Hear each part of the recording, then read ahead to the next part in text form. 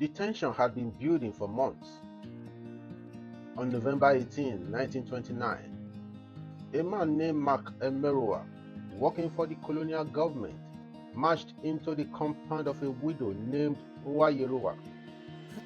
He had a job to do: count the people, count the animals, and set the stage for a new task. He looked at the widow and backed his order. Count your goats, count your property. Nwayerowa did not move. She looked at him, not with the fear he expected, but with a fire that had been smoldering in the hearts of every woman in the region. She looked him straight in the eye and spoke the words that would ignite a revolution. Was your widowed mother counted? If you force me to count my goats, you are asking for war.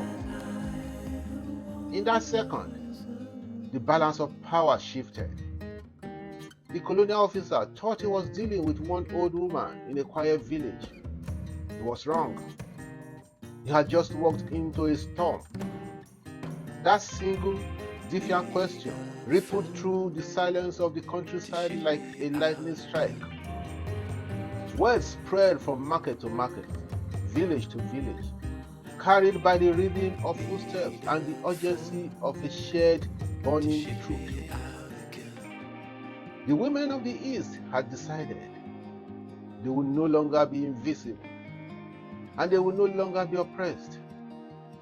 This was the birth of the Women's War. To understand why Nwayerowa's words turned into a wildfire, we must look at what was happening before that day in Oloko. The British had brought something called indirect rule to the region. They wanted to control the people through local leaders, but they did not understand how Igbo society worked. Instead of letting the community choose their own elders, men who served the people, the British had picked their own men. They called them warrant chiefs. These chiefs were given a piece of paper, a warrant, that gave them power they never earned. Many of these men became cruel. They acted like kings, ignoring the advice of the village councils. They started collecting taxes, taking bribes, and even seizing property. The people felt like they were living under a strange, new kind of dictatorship. But the anger was not just about the chiefs. It was about the pockets and the bellies of the people. The world was facing a Great Depression. The price of palm oil, which was the lifeblood of the local economy, had crashed. Families were struggling to put food on the table. Men had already been forced to pay taxes, and now the rumor spread that the British were coming for the women too. For the women, this wasn't just about money. It was a deep insult. In their culture, women were the backbone of the home and the market. If they were taxed, it meant they were being treated like property, not like the pillar of the community they had always been. The stage was set. The British saw these women as quiet, passive subjects. They saw a census count. But the women saw the end of their dignity, and they were already tired of being pushed around. Who were the women behind this movement? They were not just individuals. They were a collective force. Nwayerowa, the widow who stood up to the census agents, became the spark. But the fire was tended by brilliant strategists like Ikonia, Nwanedia, and Nwongu. These women knew that to win, they had to be more organized than the men who were trying to rule them. They drew upon an ancient powerful tradition known as sitting on a man. This was not a riot in the way the British understood it. It was a social cut. When a man went too far, when he bullied his neighbors, or disrespected the community, women would gather at his compound. They would dance, they would sing songs of shame, they would occupy his space, and they would demand he stop his madness. It was a way to restore balance to the village.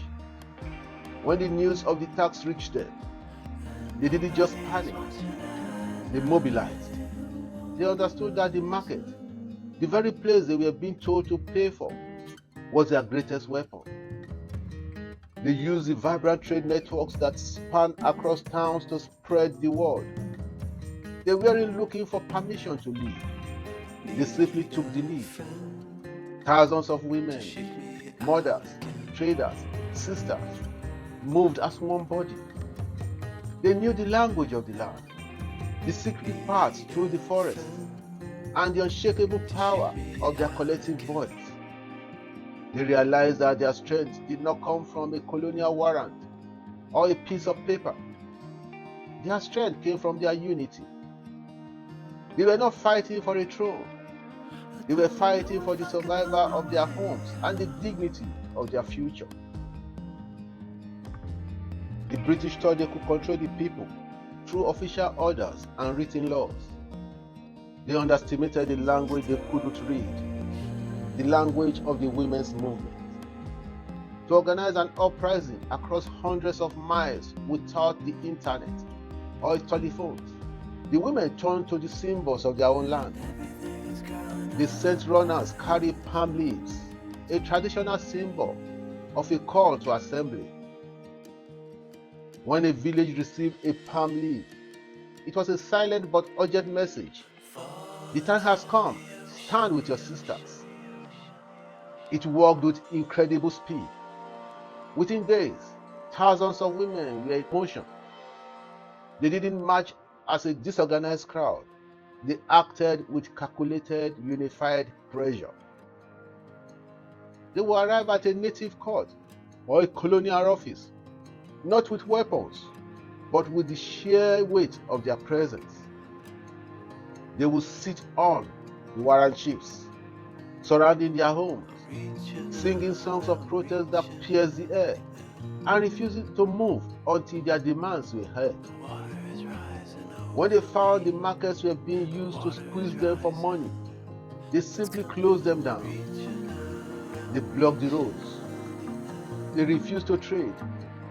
They paralyzed the flow of palm oil, the very product the colonial government relied on for profit. They also targeted the symbols of their oppression. If a native court was the place where their rights were signed away, then that building had no place in their village. They dismantled these structures, brick by brick, not out of chaos, but as a deliberate act of reclaiming their territory. They were a tide, and the British administration was finding out the hard way that you cannot hold back the tide with a piece of paper. The colonial government did not understand that this was a war of dignity. They saw only disruption. They panicked, responding to the women's song and sit-ins with only language they knew, brute force.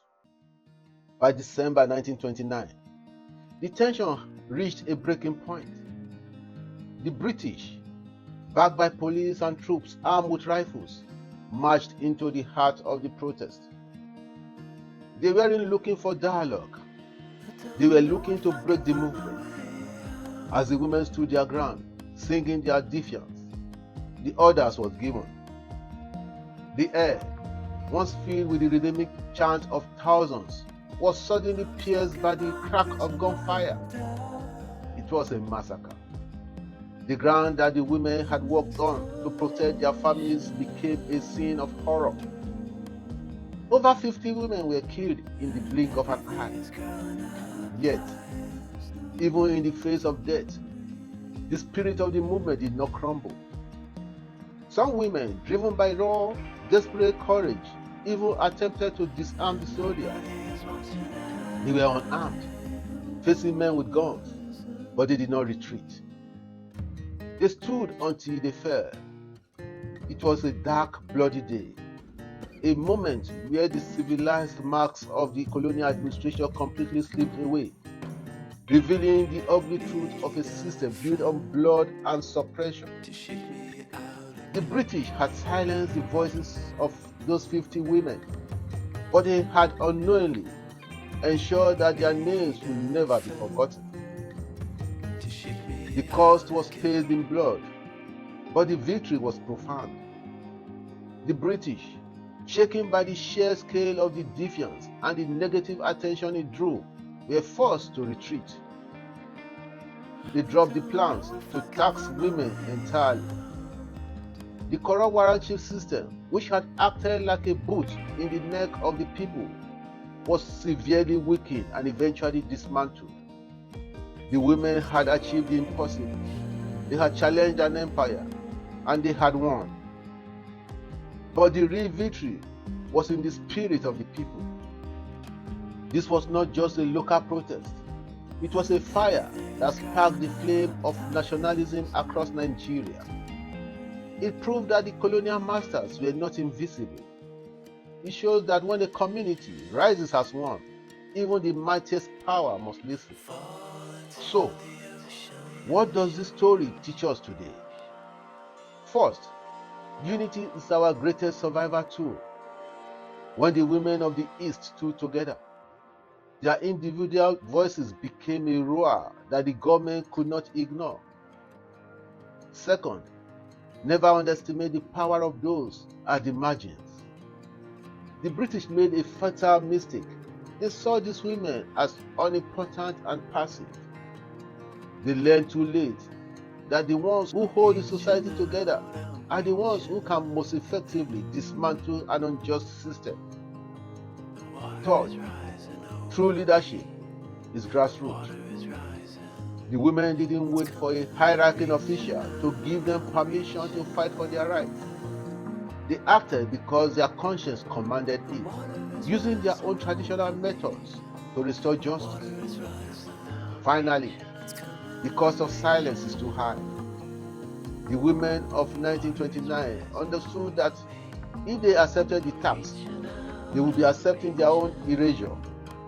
They choose to face the fire so that their children wouldn't have to live in the smoke. The Aba Women's Riot remains a beacon. It reminds us that whenever power is misused, the people have a sacred duty to stand up, hold the line, and demand a world that respects their dignity. The history of our people is often hidden, buried under layers of dust and ignored by those who prefer us to remain silent. We are uncovering that history, one story at a time. If you want to walk through the corridors of our past and ensure these powerful truths are never forgotten, subscribe to the African Archive. By joining us, you help keep the fire of our ancestors' legacy burning bright. Hit the subscribe button and turn on notifications, because there's so much more of our story left to tell.